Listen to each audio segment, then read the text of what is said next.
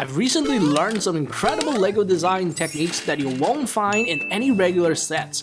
They don't require tons of bricks, just smart combinations of them. Today, let's jump into these amazing builds. This is a LEGO coffin, slide it open and a vampire minifigure pops out. It's a very simple box with contraption, but even for box designs, there are so many creative ways to build them. This box has only one drawer, but there is clearly extra space on top. To open it, just pull the knob and the top opens automatically along with the drawer. Inside the box is Van Gogh self-portrait with bandaged ear and pipe, but in LEGO edition. I used a bar with stud holder and clip to make his pipe. Inside the drawer are gold bars and banknotes, but what's truly priceless is this miniature girl with a pearl earring. The key detail is the scarf, which is actually made using a pair of chopsticks. Next up is the iconic blood slide box from the TV series Dexter, which he uses to store his victims' blood samples. Most of them, by the way, are villains who committed some pretty terrible crimes. Anyway, let's start by making the slides. All you need are two transparent tiles and a red round plate with bottom. There isn't much to say about the box itself, it's just a long storage box similar to the original. Lift the lid and you'll see the blood slides neatly organized inside. Just like Dexter, you can pick one up and admire it like a trophy. But there's another genius contraption you can use for doors, boxes, or anything else that opens. I'm using these triangular pieces and hinges to create a diamond shape. With two of them combined, the diamond can flip up and down. Build a second identical one and then we'll need this bow tie shape that can fold into a triangle. Attach a lift arm to act as the handle, then use more hinges to connect the ends of the bow tie to the diamonds. Once it's all clipped together, you'll see how this structure can be lifted and rotated at the same time to form different shapes. Plus, there are turnable plates on the back. You can take a box and attach these two plates to its corners, turning it into a beautifully covered container. It's simple to open. Just pull the handle to the left and the entire cover transforms into two rotating triangles, which then settle back into a rectangle once the box is open. This reveals yet another clever LEGO build. A very satisfying fidget. For this fidget, we're taking advantage of an orange LEGO propeller to create a counter that completes a full circle every 8 clicks. This blue part attaches to the top of the propeller, converting a toggle motion into rotation. Add a LEGO rubber band, and you've synthesized this incredibly satisfying build. Likewise, many complex builds can be broken down into simple fidgets. Take this one as an example. Notice how the yellow axle sits right next to his green lift arm. Push the axle and it's loaded. Toggle the green lift arm to eject the yellow axle. This can serve as the prototype of a gun. Now let's make some bullets for it, 7 rounds in total. Well, let me show you the final result first. This is a semi-auto pistol that fires 7 rounds. Load the magazine, pick a target. This is a pretty powerful and accurate pistol. Never mind, let's start over.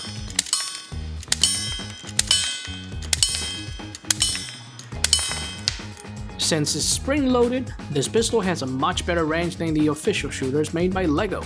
Now, let me show you how to build it from scratch. The structure is similar to what we just made, an axle that can be ejected. But this time, I've used the spring taken from a LEGO shock absorber. We'll need to drive the firing pin by attaching a pair of white beams to both sides of the pistol. Then attach a gray lift arm to the bottom, which serves similar function to the green one from before. This is the trigger, which we are placing on the other side of the weapon. It moves back and forth, following the natural motion of your finger. Use another rubber band to link the trigger to the main body, which automatically pulls the trigger back into position after each shot. The trigger then drives the white beam, causing the connected parts to rotate and toggle the firing pin through its cycle.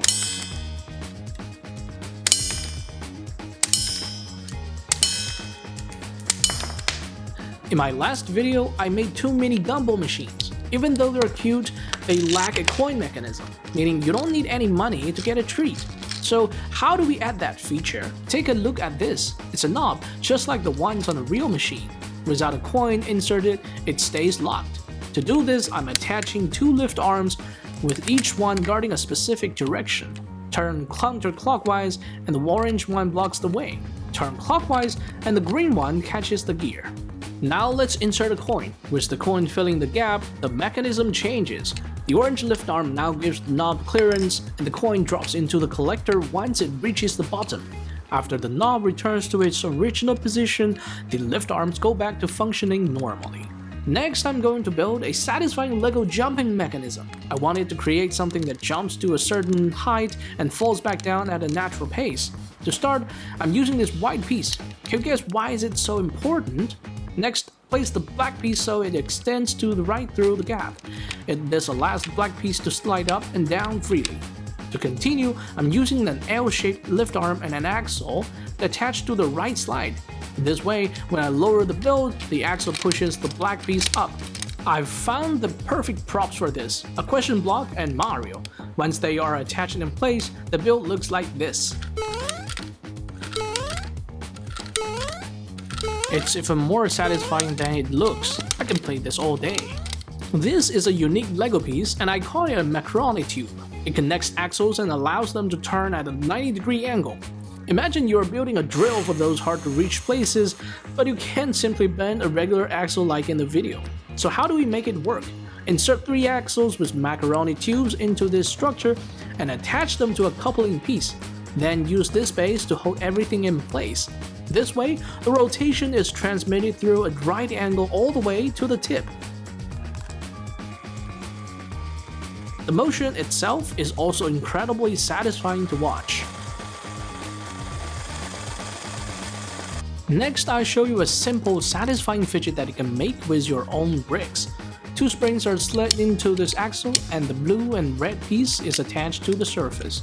Right now, you can press it, but it doesn't click. But if you place these 2 white wedge plates on the diagonal corners of the build, now the fidget will click with a satisfying motion, just like a toggle switch. Next, we'll explore the hidden function of this beam circle. I attached 6 rotating axles to the circle, which makes it a bit like a crab. They are in a zigzag shape. Next, place another circle on top and attach the free ends of the axles to it. This way, you've made a build that transforms between a circle and a hexagram. This fidget can be smoothly operated with just one hand, but if you push your luck too far, the axles will deform and lose their shape. Next, I want to create a danger zone that eliminates enemies when they enter the area. I'm using a laser generator from a Star Wars scene packed with 9 synchronized gears. Underneath those are 9 angled connectors.